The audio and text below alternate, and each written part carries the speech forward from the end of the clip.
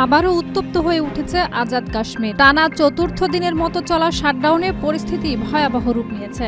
2 October পর্যন্ত আন্দোলনকারীদের সঙ্গে সংঘর্ষে অন্তত 9 জন নিহত হয়েছেন, যাদের মধ্যে 3 জন পুলিশ সদস্যও রয়েছেন। হতাহত হয়েছেন বহু মানুষ। পরিস্থিতি নিয়ন্ত্রণে আনতে কেন্দ্রীয় সরকার একটি প্রতিনিধি দলকে মুজফফরাবাদ পাঠিয়েছেন, যারা আন্দোলনের নেতৃত্বে দেওয়া Jammu Kashmir joint Awami league action committee জেএসসির সঙ্গে বৈঠক করেছেন।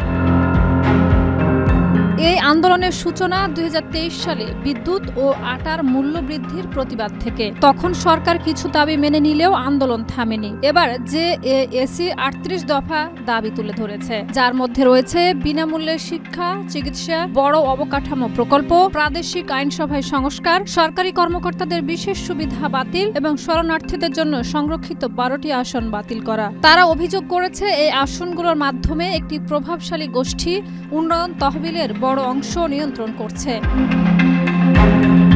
সরকারি তথ্যে বলা হচ্ছে, বেশিরভাগ দাবি বাস্তবায়নের পথে রয়েছে, তবে 2টি সংরক্ষিত আসন ও বিশেষ সুবিধা বাতিল নিয়ে অচল অবস্থা চলছে। স্থানীয় প্রশাসন ইতিমধ্যে অঞ্চলটিকে কার্যত বিচ্ছিন্ন করে রেখেছে, বন্ধ করেছে শিক্ষা প্রতিষ্ঠান, আর বাইরে থেকে বাহিনী আনার খবরে বিক্ষোভকারীদের ক্ষোভ আরও বেড়েছে।